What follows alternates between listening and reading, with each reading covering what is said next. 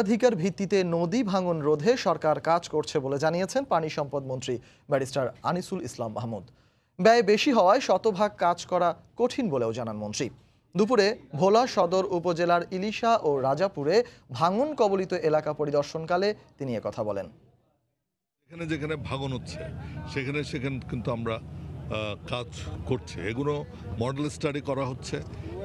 Model study করে priority হিসাবে আমরা কাজগুলো করছি এবং 100% করা ইট ইজ রিয়েলি ডিফিকাল্ট। কারণ আমি আপনাকে বলি, আমাদের প্রতি মিটার কাজে এখানে 7 থেকে 8 লাখ টাকা দরকার হয়, 7 to 8 লাখ। অর্থাৎ আপনার 1 কিলোমিটার কাজ করতে আমার 70 থেকে 80 কোটি টাকা আমার খরচ হয়।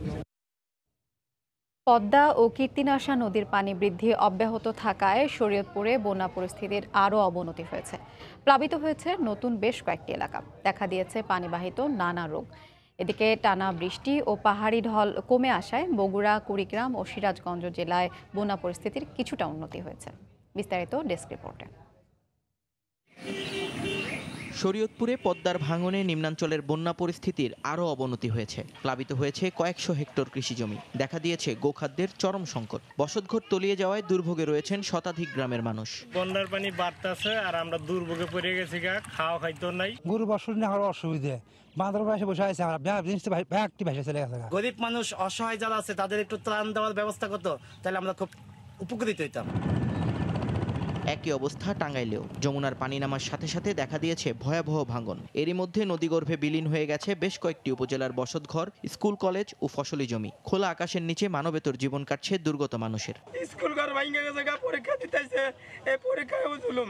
বাড়ি ঘর ভাঙতেছে, এখন কোথায় যাম, জায়গা বাসা নাই। গত বছর মনে করেন যে ভাঙছে, এগুলো কিছু পাই নাই আন্নাগের দোয়া। আবার এবছর আল্লাহর দিয়ে পাওয়া কিছু পাইনি। কুড়িগ্রামে বন্যার পানি নেমে গেলেও বসতভিটা ও নলকূপগুলো এখনও ডুবে আছে। এতে এলাকায় দেখা দিয়েছে বিশুদ্ধ পানির তীব্র সংকট। ডায়রিয়া, সর্দি সহ পানিবাহিত নানা রোগে আক্রান্ত হচ্ছেন শিশু, বৃদ্ধ সবাই। দেয়া হচ্ছে বিনামূল্যে চিকিৎসা সেবা ও ওষুধ। আমার বাচ্চার জ্বর, সর্দি, কাশ হয়েছে, এলাও রাস্তার মধ্যে আছি আমরা পানিতে থাকতে থাকতে হাতে পায়ে আমাদের ঘা ধরছে। বাচ্চাদের ক্ষেত্রে নিউমোনিয়া বা শ্বাসকষ্ট রোগীগুলো আসতেছে আমরা। এছাড়া বয়স্কদের মধ্যে অনেক ধরনের চর্মরোগ এবং জ্বর, মাথা ব্যথা সহ অন্যান্য বিভিন্ন ফুসফাস জাতীয় রোগ বেশি দেখা যাচ্ছে। বগুড়ার সারিয়াকান্দি উপজেলায় কমতে শুরু করেছে যমুনার পানি। তবে বানের পানি কমলেও দুর্ভোগ কমেনি বাঁধে আশ্রয় নেয়া মানুষের। অনাহারে অর্ধাহারে দিন পার করছেন তারা। নিয়ন মোহাইমিন, সময় সংবাদ। সিলেটে দীর্ঘমেয়াদী বন্যায় বিপর্যস্ত মানুষের জন্য পর্যাপ্ত ত্রাণ সহায়তার দাবি উঠেছে। দ্বিতীয় দফায় ফসল হারিয়ে প্রায় 1 মাস ধরে বন্যার পানির সঙ্গে বেঁচে আছে মানুষগুলো। সরকারের পক্ষ থেকে যে ত্রাণ সহায়তা দেওয়া হয়েছে তা পর্যাপ্ত নয় বলে অভিযোগ বানভাসী মানুষের। তবে স্থানীয় প্রশাসনের দাবি, বন্যা যত দিনই থাকুক না কেন ত্রাণের কোনো সমস্যা হবে না। নৌশাদ আহমেদ চৌধুরীর ক্যামেরায় বানভাসী মানুষের দুর্দশার কথা জানাচ্ছেন ইকরামুল কবির।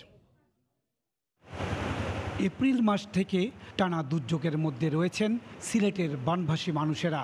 প্রথম দফার বানের পানিতে বড় মৌসুমের ধান হারানোর ধাক্কা সামলাতে না সামলাতে দ্বিতীয় দফায় আউশের ক্ষেত হারিয়ে সব স্বপ্ন চুরমার হয়ে গেছে কুশিয়ারা পাড়ের মানুষের। বিপর্যস্ত অবস্থার মধ্যে ডুবে যায় কৃষির উপর নির্ভরশীল হাজার হাজার মানুষ। আমরা খুব কষ্টের মাঝে আছি, এখন কাজ কাম কিছু নাই। এই যে কুটা কুটান দেখরা, এই কুটান তো মানে সবের বাইন আছে, বাইনগুলা বন্ধ খাইয়া গেছে গিয়ে। বাড়িতে গড় তো পানিও তো পানির মাঝে আমরা আছি। টানা বন্যায় কিছুটা প্রশান্তির জন্য স্থায়ী ত্রাণ সহায়তা দেওয়ার কথা জানিয়েছেন বানভাসী মানুষ। একই দাবি জনপ্রতিনিধিরও। গরু আছে সব বাঙ্গে লেগে গেছে, গাছ পিলো, আমাদের চোখের সামনে দেখা হলতা, কিন্তু আমরা কোনো সাহায্য পাই না। 4 দিন গেছে ইউনিয়নে যাওয়ার পরে 5 কেজি সিদ্ধ চাউল আমাদের ভাগ্যে জুটেছে। খাওয়া নাই, টিন করে চাল নাই, পেশা পান করতে পারতেছে না, খাইতে পারতেছে না, বাড়া যাইতে পারছে না, গরুগুলো সব মরে যাইতেছে, বাইতে যাইতেছে। এটা সরকার না দিলে কোনো উপায় নাই। এগুলো আরও কিছুদিন যদি এই বন্যাটা এরকম দীর্ঘায়িত হয় তাহলে তো অবশ্যই ত্রাণ আরও প্রয়োজন আছে। অন্যদিকে বন্যা যতদিনই থাকুক না কেন ত্রাণের কোনো সমস্যা হবে না বলে জানিয়েছেন স্থানীয় প্রশাসনের এই কর্মকর্তা। প্রতিটি পরিবারকে যেটি দেওয়া হয়, আমাদের জিআরের ক্ষেত্রে আমাদের 10 কেজি করে চাল দেওয়া হয়। যদি স্থায়ী রূপ ধারণ করে সেক্ষেত্রে অবশ্যই এই বন্যার্ত মানুষের জন্য যা যা প্রয়োজন আমাদের সরকারের তরফ থেকে করা হবে। সিলেটের প্রায় 6 লাখ বানভাসী মানুষের জন্য প্রশাসনের পক্ষ থেকে 813 মেট্রিক টন চাল এবং নগদ অর্থে 15 লাখ টাকা বিতরণ করা হয়েছে। দীর্ঘস্থায়ী এই বন্যার জন্য এই বরাদ্দ পর্যাপ্ত নয় বলে দাবি করেছেন বানভাসী মানুষেরা। সিলেটের বিয়ানীবাজার থেকে ইকরামুল কবির, সময় সংবাদ। বানভাসী মানুষদের নিয়েও বিএনপি রাজনীতি করছে বলে মন্তব্য করেছেন দুর্যোগ ব্যবস্থাপনা ও ত্রাণমন্ত্রী মোফাজ্জল হোসেন চৌধুরী মায়া। দুপুরে লালমনিরহাটের হাতীবান্ধায় বন্যা কবলিত এলাকা পরিদর্শন শেষে এক আলোচনা সভায় এ মন্তব্য করেন তিনি। এ সময় বন্যা দুর্গতদের মাঝে 500 বান্ডিল টিন ও 15 লক্ষ টাকা বিতরণ করা হয়। চলমান দুর্যোগ মোকাবিলায় দলমত নির্বিশেষে বন্যার্তদের পাশে দাঁড়ানোর আহ্বান জানান ত্রাণমন্ত্রী।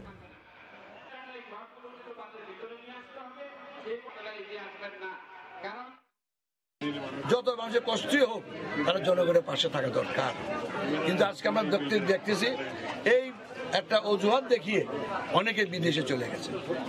দুস্থ মানুষের কথা ভাবেন না, নিজের কথা ভাবেন এবং কিভাবে আখের গুছাবেন এবং কিভাবে আগামীতে ক্ষমতা যাওয়া যায় ষড়যন্ত্রে লিপ্ত রয়েছে। তাই আমরা বলতে চাই এই বানভাসী মানুষ নিয়ে কেউ রাজনীতি করবেন না, কেউ কোনো রকম দুষ্টামি করবেন না, আর এই ত্রাণ সামগ্রী নিয়ে কোনো রকম যেন কথা না উঠে সেদিকে আপনি খেয়াল রাখতে হবে। বাংলার সময় আরো থাকছে। চুয়াডাঙ্গায় চুরির অপবাদে এক গৃহবধূকে গাছের সঙ্গে বেঁধে নির্যাতন, 9 জন গ্রেফতার।